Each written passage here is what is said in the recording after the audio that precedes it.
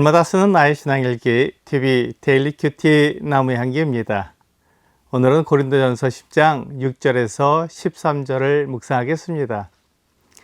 이러한 일은 우리의 본보기가 되어 우리로 하여금 그들이 악을 즐겨한 것 같이 즐겨하는 자가 되지 않게 하려 함이니, 그들 가운데 어떤 사람들과 같이 너희는 우상 숭배하는 자가 되지 말라. 기록된 바 백성이 앉아서 먹고 마시며 일어나서 뛰논다 함과 같으니라. 그들 중에 어떤 사람들이 음행하다가 하루에 23,000명이 죽었나니 우리는 그들과 같이 음행하지 말자. 그들 가운데 어떤 사람들이 주를 시험하다가 뱀에게 멸망하였나니 우리는 그들과 같이 시험하지 말자. 그들 가운데 어떤 사람들이 원망하다가 멸망시키는 자에게 멸망하였나니 너희는 그들과 같이 원망하지 말라. 그들에게 일어난 이러한 일은 본보기가 되고 또한 말세를 만난 우리를 깨우치기 위하여 기록되었느니라. 그런즉 선줄로 생각하는 자는 넘어질까 조심하라. 사람이 감당할 시험 밖에는 너희가 당한 것이 없나니 오직 하나님은 미쁘사 너희가 감당하지 못할 시험 당함을 허락하지 아니하시고 시험 당할 즈음에 또한 피할 길을 내사 너희로 능히 감당하게 하시느니라. 바울은 고린도 교회 성도들에게 신령한 음식을 먹고 신령한 음료를 마신다고 해서 그것이 그들에게 생명을 주는 것이 아니라는 것을 말해 주었습니다. 그들이 고기를 먹는다고 해서 잘 사는 것도 아니고 고기를 먹지 않는다고 해서 못 사는 것이 아니라는 것입니다.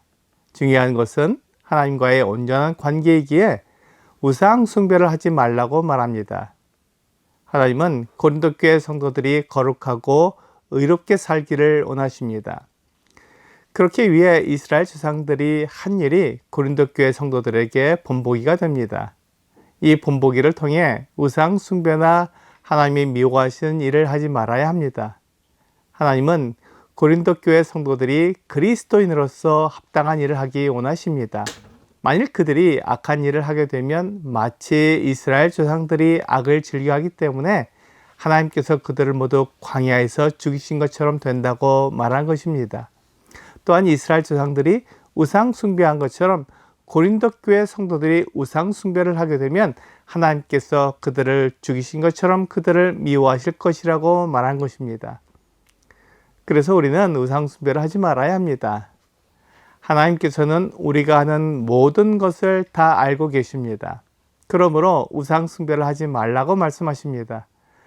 또한 어떤 사람들이 음행하다가 하루에 23,000명이 죽었습니다. 민수기 25장 1절에서 3절은 이스라엘이 시딤에 머물러 있더니 그 백성이 모압 여자들과 음행하기를 시작하니라. 그 여자들이 자기 신들에게 제사할 때 이스라엘 백성을 청하며 백성이 먹고 그들의 신들에게 절함으로 이스라엘이 바알볼에게 가담한지라. 여호와께서 이스라엘에게 진노하시니라 라고 말씀하고 있습니다. 이스라엘 백성들이 시딤에 있을 때 모압 여인들과 음행을 하기 시작했습니다. 그 모압 여인들이 이스라엘 백성들을 유혹하여 그들의 신인 그모스에게 제사할 때 우상의 제물을 함께 먹고 그 신들에게 절하게 만들었습니다.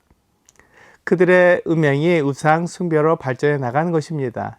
이것이 하나님을 진노하게 만들었고 하나님은 전염병으로 그들을 징계하셨습니다. 결국 이스라엘 백성 23,000명이 하루에 죽임을 당했습니다.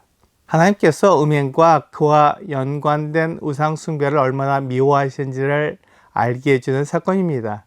또한 그들은 하나님을 시험하다가 뱀에게 멸망했습니다. 이스라엘 백성들은 광야에서 하나님께서 죄에 대해 얼마나 관용을 베푸시는지 시험했고 구원의 능력을 시험했습니다. 사실 사람이 하나님을 시험하는 것만큼 어리석은 일은 없을 것입니다.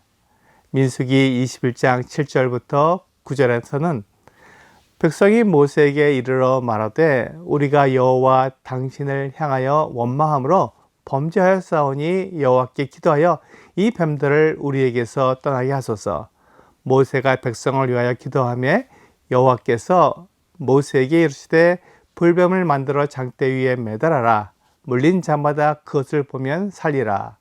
모세가 놋뱀을 만들어 장대 위에 다니 뱀에게 물린 자가 놋뱀을 쳐다본 즉 모두 살더라 라고 말씀하고 있습니다. 이스라엘 백성들이 에돔 땅을 우회하는 길로 가다가 마음이 상했습니다. 그래서 하나님과 모세를 향하여 원망했습니다. 왜 그들을 애굽에서 인도해내어 광야에서 죽게 하느냐는 것입니다. 그것은 먹을 것도 없고 물도 없는 곳이라고 말했으며 하나님께서 그들에게 주시는 만나를 하찮은 음식이라고 말하며 싫어한다고 말했습니다. 그들이 하나님을 원망했을 뿐만 아니라 하나님께서 그들을 위해 하신 일까지도 비하한 것입니다.